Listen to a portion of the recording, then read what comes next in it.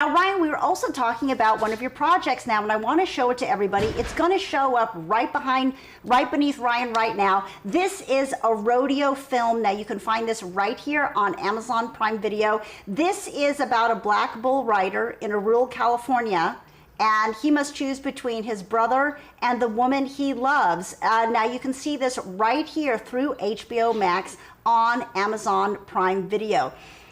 That sounds really compelling right now, Ryan. Tell us about this. Tell us about this film. So, a rodeo film. The short is about a bull rider in the world of all black rodeo that questions his family's legacy of bull riding against his own aspirations of life. Um, Go ahead. First off, how in the world? I know about the black rodeos because I'm from Texas, but how in the world did you get involved in this such a niche, such a niche area? Well, the writer director Darius Dawson, he came to me on the set of my last, I guess it's like a practice film at AFI in my first year, and he's from Fayetteville, North Carolina, and we were just talking about what it means growing up in the South, hard work, dedication. It's we ended up building a pretty good, I don't know, a pretty good bond, and he told me what he wanted to do, and he said, "Do you know? Can we get a bull? Because we got to pull it. It's called a rodeo film. We have to put a man on a bull." Ah, So I wait. So said, you got a bull? yeah, oh yeah, we got a bull. Yeah. Um, but I told him, I was like, I've never done this before, but I'll figure it out. And I was like, yeah, we have to get a bull. That's just it. It's not how are we gonna get a bull. How did you get a bull? I'm dying. Oh, we ended up networking with a bunch of rodeos, and we went down to San Diego to the Poway Rodeo over there, Uh huh. and my Alexa is going off. Um, we went down to the Poway Rodeo, and they hooked us up with the stock contractor over there, and they provide the animals, and uh, it was great. I went over, and they asked me, how long do you want him to be on there, and I was like, about 4 to 6 seconds, and he's like, all right, let's get that one, and it was like 4.5 seconds. Are So you kidding? they know their sport very, very well. That's crazy because I know what is the amount that you're supposed to. You're supposed to stay on a bull like when you go to the rodeo. 8 seconds. Okay. Well, it depends because they rank the bulls as well as ranking the riders. Oh, that's crazy. So you guys were able to get the bull. This is a funny question, but as a producer, do you ever appear in your own films?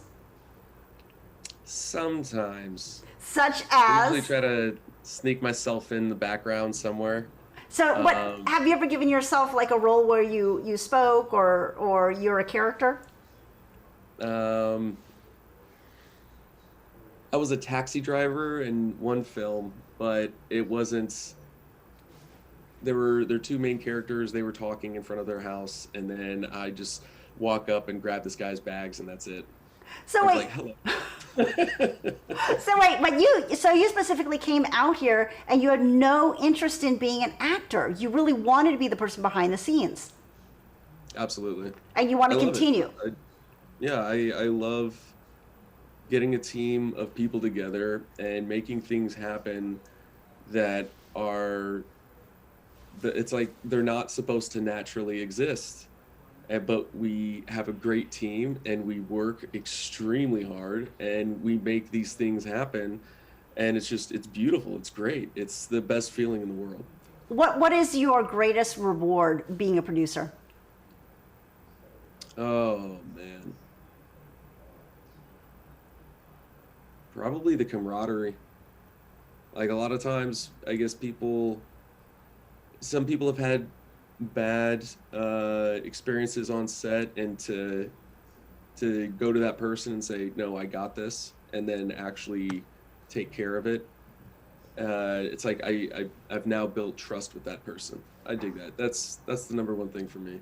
Cool, very cool. And you just said that, if something bad happens on set, there's always things that happen on set all the time. There's no perfect set. What would you say that you have learned most from mistakes in being a producer? Um, Communication. Everybody has their own communication style. Some people are yellers. Some people are like grunters. Um, but when it it comes to a point that when you can adapt yourself, or when I can adapt myself to the communication style of somebody else, then we're speaking the same language. And it may sound crass, or it may sound angry to somebody else, but it's actually regular communication for that person. And Right. so most about 99% of all mistakes on set happen due to communication breakdowns. So being able to adapt to other people's communication styles, that's probably the best thing that I've learned. How interesting. So, you're talking about people that are high self monitors, low self monitors. People that are high self monitors are people that kind of adapt and feel the other person out, and they're immediately able to go to wherever that person is to be able to establish a better sense of communication. So, you Mhm. think as a producer, that's one of the great skills that you have to have? Yeah, you have to. So, for those of you that are out there that are watching right now that might be interested in being a producer here in Hollywood or wherever you may be, what are some of the best pieces of advice that you have, having gone to school for it and gotten a master's in it, and then also applied it to the real life application of being a producer? What would be the best advice? Yeah, like for people that are out there that are thinking of coming out here to pursue their dream of, being in the industry behind the scenes, what would you, like for me, I would say for being an actor, you really have to be really well organized, and you have to understand the business aspect in addition to the creative aspect. Because I know a lot of people come out here to be an Mhm. actor and they're just like, oh, I'm just going to get in movies and I'm going to get a job immediately and I'm going to be able to be on a series. They don't understand that it takes all this groundwork of sometimes years to lay down this foundation to be able to get to that point. So as a producer, what would you suggest to people, like the real life applications and not just this pipe dream? How do they make it real, and what is the best piece of advice that you have to offer to them? I would say, one, be honest. And that's not just honesty between somebody and somebody else, but really a lot of it is honesty to yourself. Uh, Never, don't pass the buck. If it's your responsibility, it's your responsibility. Mm-hmm. And you're a producer, so if it's not your responsibility, it's still your responsibility. Um, Also, you brought up organization. I would say that's another attribute of being honest with yourself. What's important in my life that I need to keep in mind? And, that's organization right there. But other than that, be honest, have integrity, and keep working. Um, I mean, those are the cores. The other thing is, if at any time you're experiencing a negative emotion, know that it's not going to last. And at the end of the day, as long as the picture gets shot, it doesn't even matter. That's true. That's a really good piece of advice because emotions are temporal. It's kind of like cravings for food. If you just wait 5 minutes, maybe that craving is going to go away. You Yeah. know. And so, like you said, another really important point, and maybe for all of you out there, and you may not even want to get into the entertainment industry, is that work begats work. I think, like you Mhm. said, just keep working. And, I always just try to focus on the day and look at the work at hand. And somehow that work will end up multiplying into more work. And you also think it's that way too for producing? Oh, absolutely. Because of this last project I'm on, I'm meeting a studio executive tonight that he just happened to be date playing on the baby packs. And so I'm meeting him tonight for, we're getting together, and he's got some other projects going on in the falls that he needs help with. So, Oh, you're kidding. Yeah, it's a really awesome business in the sense that we can merge our personal and professional lives in a way because everybody's working so much, you kind of you don't have a choice or else you just go insane. But Well, but it's true because I know that the people that were working on the Wedding Pact, which was the first movie, are also now worked on the Baby Pact, which is the movie that you just did. And then the people that you've worked with on the Baby Pact, some of the other producers and the other people that I know that you're going to go on with them to further projects beyond the Baby Pact, right? Oh yeah, actually, after this interview, I'm typing up an intercompany deal memo between producers for another film uh, I, that has nothing to do with this later meeting, but it's because of my work on the Baby Packs. It's the sci-fi film. Say again? Is it a sci-fi, a science fiction film? Yes. Yes, I know Well, exactly. no, it's more of a fantasy. Yes, fantasy. No. Yeah, fantasy. Yeah, I know which one. Yeah. That is awesome.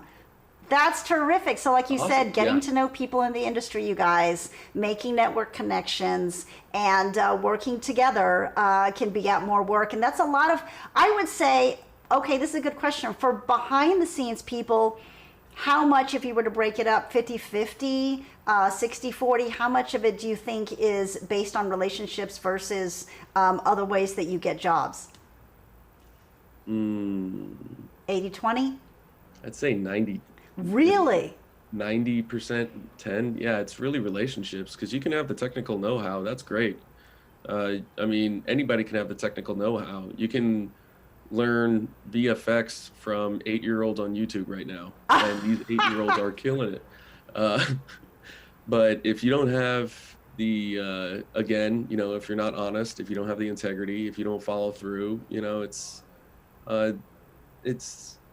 none of that matters. And when you get to work with somebody and that person has a high opinion of you, then that person's going to want to work with you again. Absolutely. JJ1010 says hi to you. Hey, JJ. And then Trevor says hi. Hey, Trevor. And Ricardo's there. Say hi, Ricardo. So if you guys have any questions, like I said, Ryan Binse, he's a producer here in Hollywood. He is here to answer all things about his position in the industry. Now, Ryan, for people that want to get a hold of you or they want to be able to follow your career, watch your social media, you guys follow him, how would they go about doing that? Well, I'm on Instagram at Rybinz, RYBINZ. And then I'm also on LinkedIn. You just go ahead, message me on LinkedIn, connect. If you, I have a lot of people just ask questions and I give answers. And if I don't have the answer, I'll find the answer, or if I don't have the answer, I'm going to tell you I don't have it. I'm not going to blow smoke. So.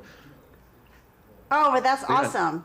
And, we talked about the Baby Pact just now. Is there anything else you can elaborate on the Baby Pact, where we're going to be able to see it? Do you want to talk about the Wedding Pact and any other items, projects that you have coming up that we can look forward to?